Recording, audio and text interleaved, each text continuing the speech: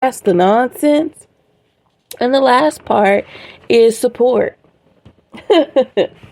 So recently, back in April, y'all, I absolutely hate group text messaging. And I had two, yeah, let's talk about it. I had two sets of family get upset at me. So my biological father has 10 children and by 9 different women. 3 of my siblings were born in the same year. Yeah, quite interesting. So I'm on a group text. Well, no longer on the group text. Everybody's blocked. I will block you in a second. I know it don't sound Christ-like, but guess what? I will have my peace.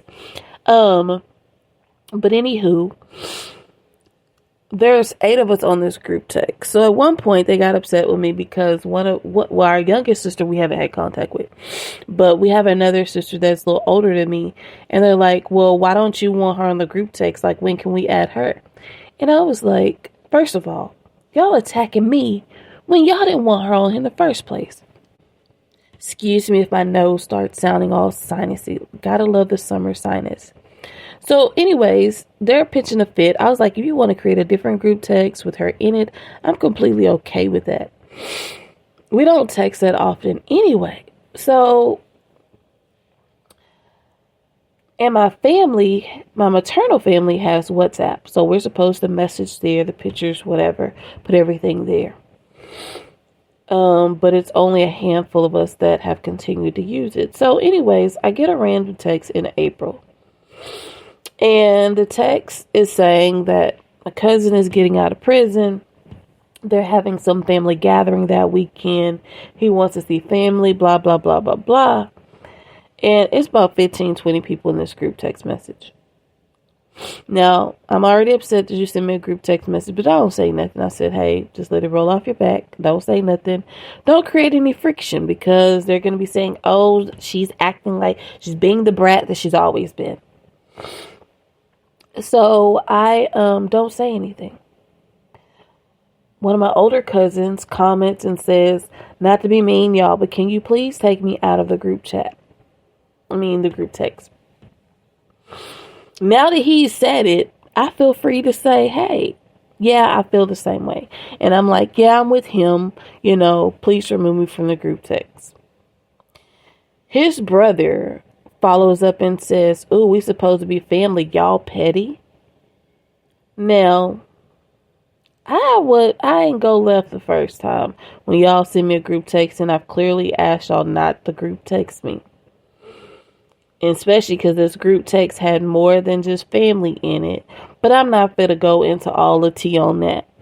But when he said y'all are petty, because I don't want all these alerts going on my phone and I got half these people in this group text that I don't even know whose number this belongs to. That was real jacked up. So I didn't cuss nobody out. But I just politely set my boundaries and I said, I'm petty because I have boundaries. I'm petty because I asked y'all not to group text me and you did. I don't know. So I ended up letting that conversation go. They had their gathering, whatever. So recently, as I'm planning to take another mission trip, and go abroad and serve the Lord and serve others and get my heart right, my mom's oldest brother reaches out to me. Now, he had called twice, and I was like, well, I need to call him back. And I, giving him the benefit of the doubt, is believing that, oh, he's calling maybe because to check on, see how I'm doing. Because June 19th made 6 years since my mother passed away. And then this past Sunday, made 6 years since her celebration of life service. Of course, I always try to think positive for these people, and I was wrong. I call him back, and I'm driving around town because I'm trying to get to the craft store to go get a paint pen because I was doing a project, and I'm focused on that. And he's talking to me and, saying a little couple of things about the mission and how expensive alcoholic drinks are when you take yourself out, all the things.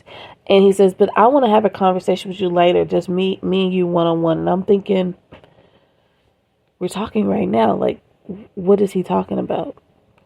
So he continues to babble on about whatever. We babble on for another few minutes, and then he says, well, I need to talk to you about your response to something that I didn't like. Now, mind you, it's late June. I haven't seen him since my birthday in November. And I'm trying to think, what is he talking about? My response to what? And I'm like, what are you talking about? And so he starts talking about the group text from April, y'all. That's what, April, May, June. It's been 3 months.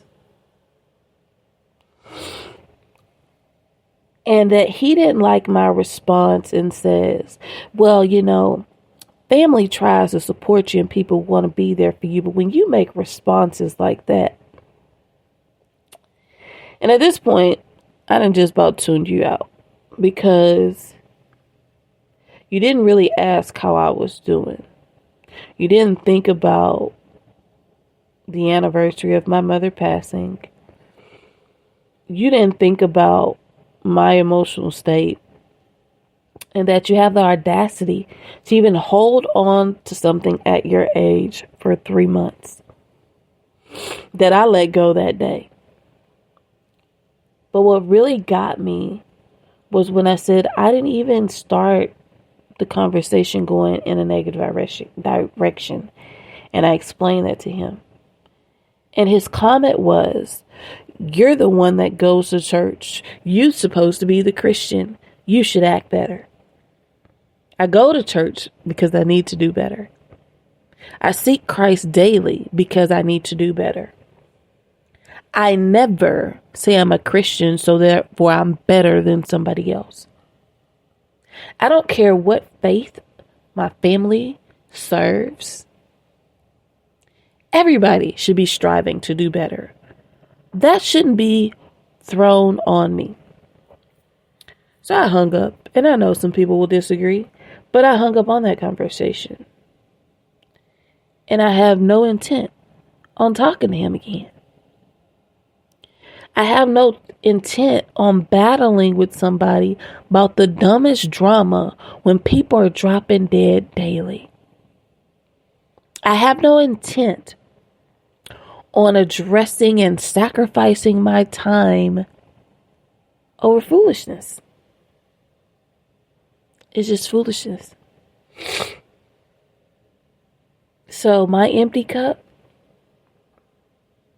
my mom has passed a 6-year anniversary. Nobody's supporting me. I've had to go through a career change through health issues that they know nothing about. And I don't even care to share. But as I speak about showing up, sacrifice, and support, as I'm preparing to leave for my next mission in the Czech Republic, I was considering, because I had not seen family and friends for a while, having a send-off for this spiritual journey. And since I wasn't going to be present for the family reunion, I told my cousin maybe this could be like a pre-reunion, start y'all off. I was going to do something, expenses paid by me, just some small gathering. And I had just announced it on the same day that my uncle just pissed on me. And I know that doesn't sound like the best term or whatever, but that's how I felt. It's my podcast. And I'm all about being transparent about your feelings.